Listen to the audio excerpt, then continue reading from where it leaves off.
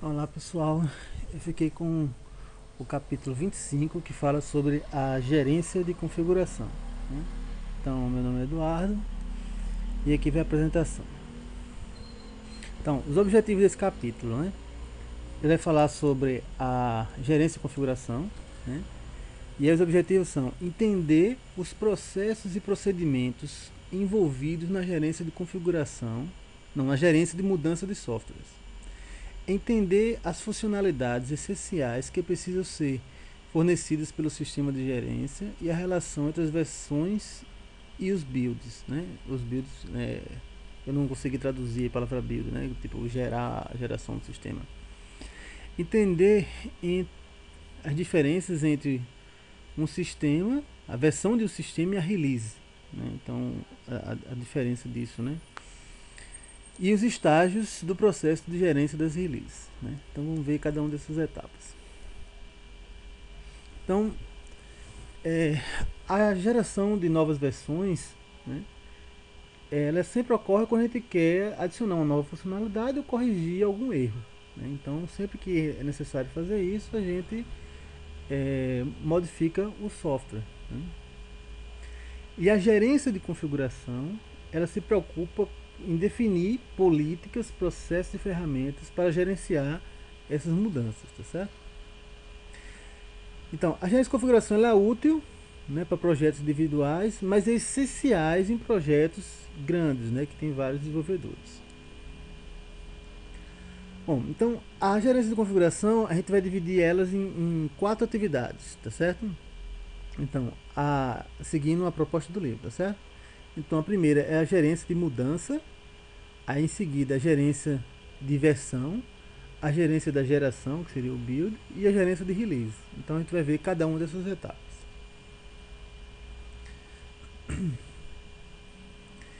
Então a gerência de mudança, né? Na gerência de mudança a gente tem uma ferramenta, né, que é um issue track ou um bug track, né, que é, que é uma ferramenta que possibilita os usuários, né,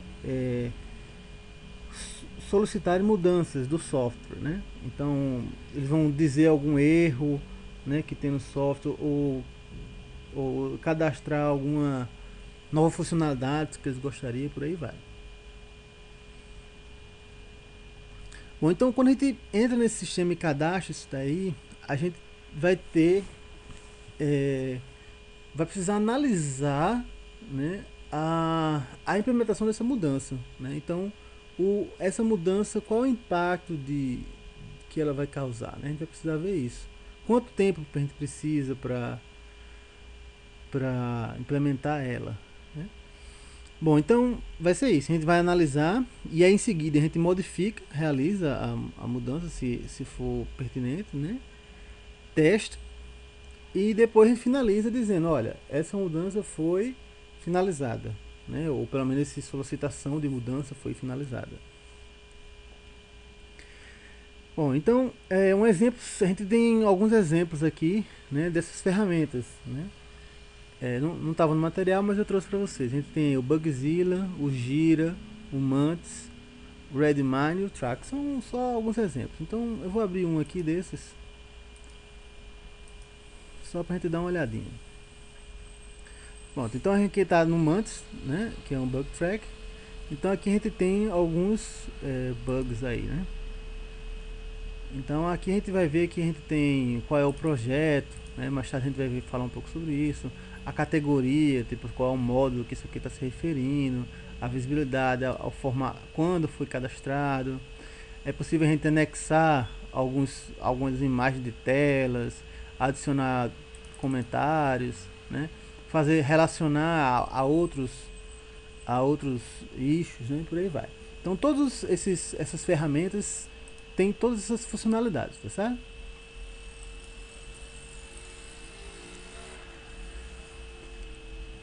Então, a análise de mudança, né? Então quando a gente recebe uma solicitação, a gente vai se perguntar, qual seria a consequência de não realizar a mudança? Então, se for um bug que impede a utilização, né, do sistema, então você vai poder, não, então essa aqui é algo essencial, né? Mas se for, por exemplo, uma mudança somente num erro de tradução, alguma coisa assim, talvez não seja tão urgente, né? Ou seja uma solicitação de mudança que seja muito, que somente um cliente vai usar e os outros não.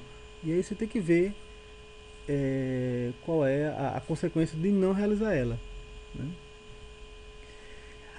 Aí os benefícios da mudança, né? Qual é o benefício que isso aí vai poder lhe trazer? Você vai poder, por exemplo, conquistar novos clientes, né? A implementar aquela nova mudança.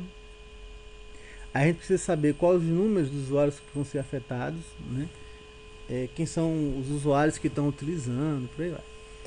O custo de realizar, né, essa mudança, porque na prática você vai ter que ter um desenvolvedor, vai ter alocado para implementar isso daí, né? Então a mudança pode ter documentação, marketing, várias coisas, tá certo? Bom, e também tem outra coisa. Dependendo do momento em que essa mudança for solicitada, você pode deixar ela, por exemplo, para deixar para ser implementada numa próxima release e não nessa, né? Então você tem que ver, analisar tudo isso, tá certo?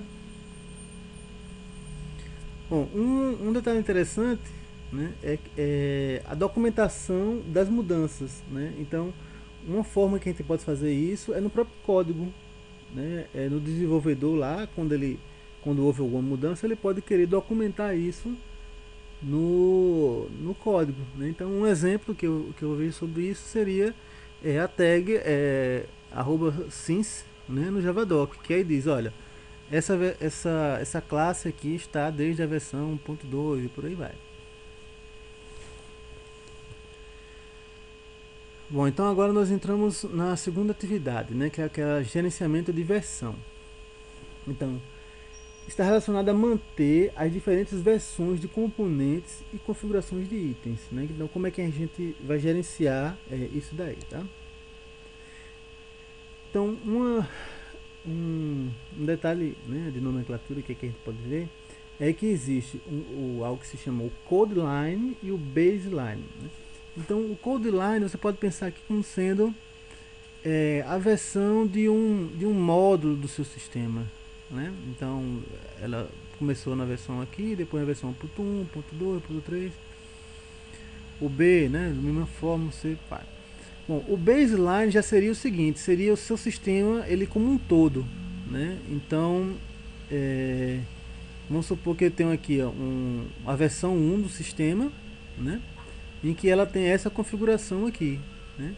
E a versão 2 já tem dependências de novas versões, né? Então aqui a gente percebe que o baseline ele é uma configuração das versões dos módulos, né? A gente pode pensar assim. Então um exemplo de configuração, né, dessas versões, né, a gente tem no Ruby, né, que é no arquivo chamado genfile, né, que aqui a gente pode ver, por exemplo, que ele tem uma dependência aqui ó, do Rails 3.212, né? Aí, isso aqui é interessante, ele está dizendo ó, que ele depende do SQL3, né, mas não especifica qual é a versão, né? Então aqui ele vai baixar a versão mais atual. Aqui ele pode dizer ó, ele depende dessa versão ou maior, né, uma versão aproximada dessa. Então esse arquivo de genfile possibilita a gente configurar isso aí. Outro exemplo seria também no arquivo POM, né, do Maven, né, que aí você define, né, qual é as suas dependências, né? Então dependência aqui ó, da versão 1.0 e por aí vai.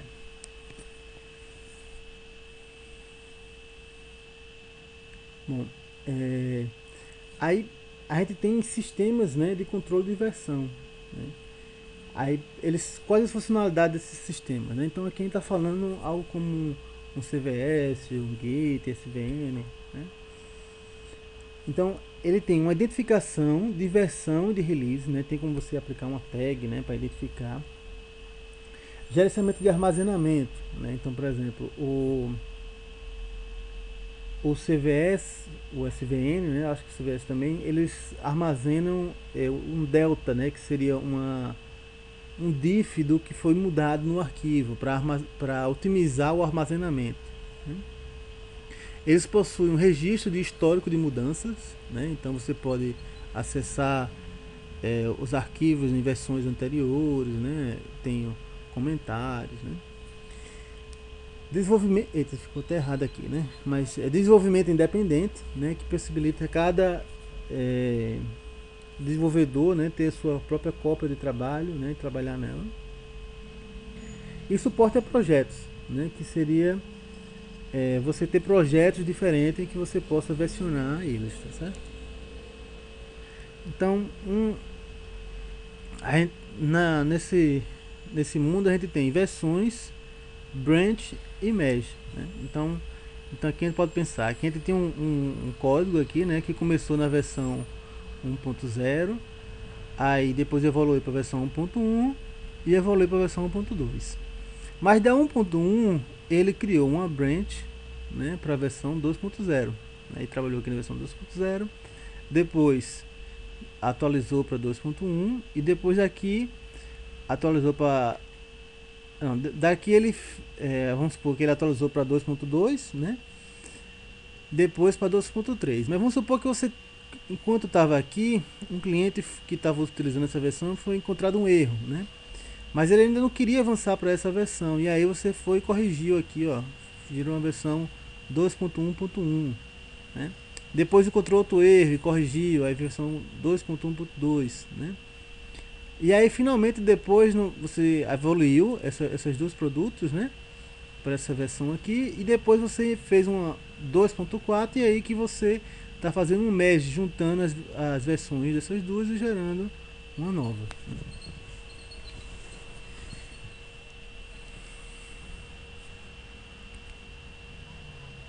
Bom, a nossa próxima etapa, né, nossa próxima atividade é a geração do sistema, né, ou um build do sistema.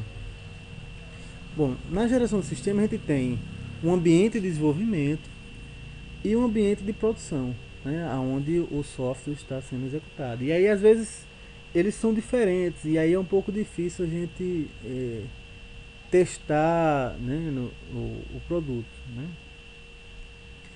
Bom, mas nessa geração de sistema a gente também costuma ter servidores de geração, né, que algum exemplo disso seria esses servidores de Continuous Integration, né, aonde você pode ter um Nitro Build, ou ele fica, quando você altera o seu código, né, e submete, né, faz um commit para o servidor, ele vai lá, busca e gera o sistema para ver se tem algum erro, né. E outra coisa interessante é que ele pode compilar o seu código para uma determinada plataforma, um determinado ambiente. Então você pode compilar a versão do software para o Linux, para o Windows, para o Mac, por aí vai. Então algumas funcionalidades deles, né? Eles têm scripts de geração que vão ser executados, integração com o sistema de gerenciamento de versão, né? Então você vai ter como ver lá qual é a versão que está sendo gerada. Recompilação mínima é um recurso para ele só compilar os módulos que são necessários de compilação. Se o módulo não foi atualizado, então não precisa recompilar ele, né? Automação dos testes, né? Muito útil para você gerar uma release antes de executar os testes para saber se tem algum erro. Se tem algum erro, você não precisa nem gerar o seu sistema, né? E aí ele reporta erros, né? Então quando você enviou um commit para lá, então pode ser que você está fazendo outra coisa, daqui a 5 minutos, depois quando ele tentou gerar, ele encontrou, ao executar os testes, deu um erro. Aí ele mostra para os desenvolvedores, olha, tá com erro o código, tá certo? E aí você vai lá e já corrige, né, em pouco tempo, sem precisar ter que sair buscando quem foi que gerou o erro, né? Pode ter facilidades para gerar o release notes, né, dizendo que modificou na versão. E por último a gente tem aqui o gerenciamento da release, né? Então aqui a gente tem a versão. Então aqui a versão seria a versão 1.0 do sistema, né? O Major seria essa versão 1.5. Então aqui a gente pode pensar que teve 5 ciclos, vamos supor que teve 5 ciclos de adição de novas funcionalidades. E a versão minor, minor, esse número aqui 8, é as correções, né? Então essa versão 1.5, a versão 1.58 teve 8, a versão 1.5 teve 8 correções. Então, as major releases, né? Então, por exemplo, seria esse 1.5, costuma trazer novas funcionalidades, né? E isso você pode ter um marketing, né, para você vender essas novas funcionalidades. Se possui muitas novas funcionalidades, aí você pode ter um problema, né, que aí você limita a produção da próxima release, né, que você vai ter muitas correções devido à inclusão dessas novas funcionalidades também, né. Então você tem que balancear isso daí. Um detalhe interessante é que essas minor releases, que são aquelas correções, geralmente são gratuitas, né? Então a pessoa já comprou uma major release e agora ele está só pegando as correções, né? Bom, então foi isso, tá certo? A gente viu as 4 principais tarefas da gerência de configuração. Então, obrigado e até a próxima.